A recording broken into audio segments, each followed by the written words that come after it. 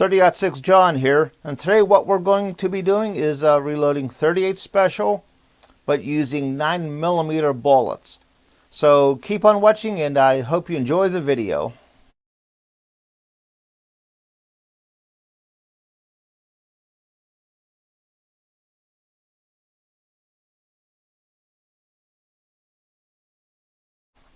Why reload 38 special using 9mm bullets?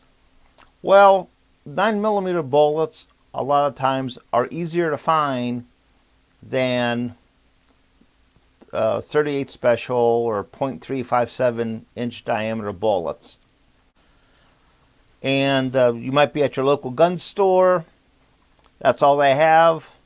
So I just wanted to do it, and I did this about a year or so ago. Worked out okay, so I'm going to try it again. The bullets that we're going to be using today are these Hornady 9mm 115 grain FMJ round nose. These Gallant bullets, 125 grain round nose, a total polymer jacket. These are like a dark navy blue. Then these Lightning ammo lead bullets. These are 147 grain flat point.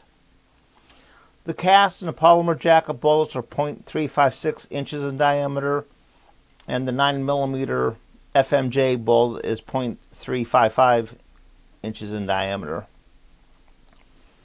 As a control round, I'm going to be using these Herder's 38 Special 130 grain full metal jacket ammunition, just as a comparison. For powder, I'm using Hodgdon Tight Group. This is used a lot in 38 Special. For handgun today, I'm using this 4-inch Taurus 357 Magnum. Load data is coming from the Lyman 51st edition reloading handbook. And since I'm using 9mm bullets, I'm going to be using the closest weight in 38 Special bullets. So I'll err on the side of caution, and if I need to, I'll reduce the load a tenth or two. I'll be loading these on my Lee turret press, and I'll be using a Lee 4-die 38 Special die set with a carbide resizing die and a Lee factory crimp die. Probably the biggest trick in using 9mm bullets in 38 Special is not to give it too much case flare. When you resize the bullet, that squeeze the brass down, that holds the bullet. If you flare it too much, there's not enough case there to actually grip the bullet good, and the crimp really won't give enough tension to hold the bullet. You really need the whole case to hold everything together. Also, when you seat the bullet, if you give it too much flaring, the bullet will just slide right down inside the case. I actually did that on a couple loads earlier. So when you adjust your flare die, you want to run it up until you feel it. Give it just a couple turns. That's actually all the flare. You don't want too much flaring going on there. For this case, enough. Put the bullet in. Just get started, and that's all that you want. You get much more than that, and that bullet will just fall right down into that case. Tight Group is a good powder, but you don't need very much. This is about 4 grains of Tight Group. There's just not much powder there. And when you see how much is in a 38 Special case, got a flashlight on here. Yeah, you can see the powder in there.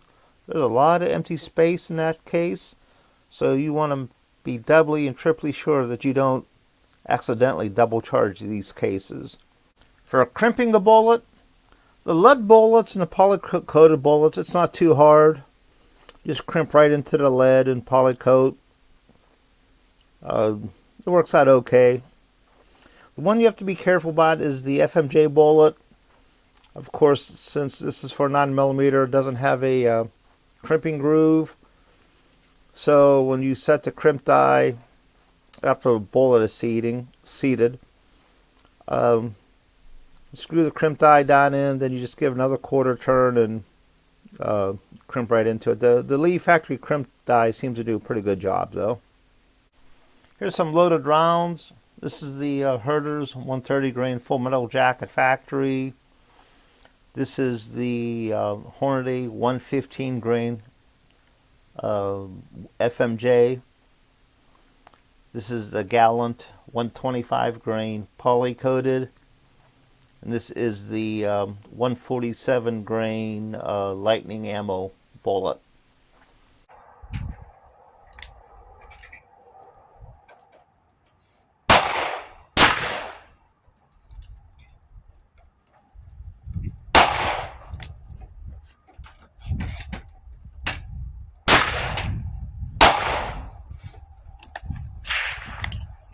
Let's review my targets from the range. Here's the Herder's factory 38 special ammunition, shot at 7 yards, 130 grain full metal jacket from a 4-inch barrel. I shot okay.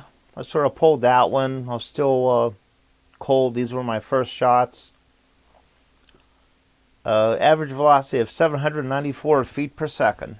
Here's the Hornady 9mm 115 FMJ, 4.7 grains of tight group, CCI small pistol primer, cartridge overall length of 1.475 inches. Shot a nice tight group, 1 1/8 inches, 5 shots, average velocity of 835 feet per second. This load shot pretty good.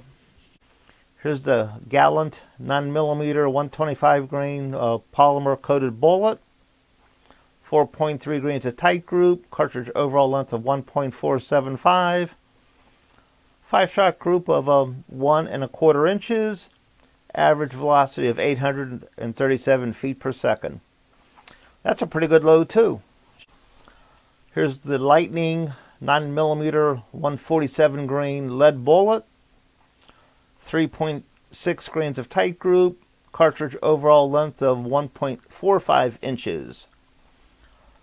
5-shot group of 1 1/4 inches, average velocity of 736 feet per second. This load is a little bit slow. I'd have to review the charge. It felt very mild, so I would probably bump that up like 3/10, maybe up to 4 grains.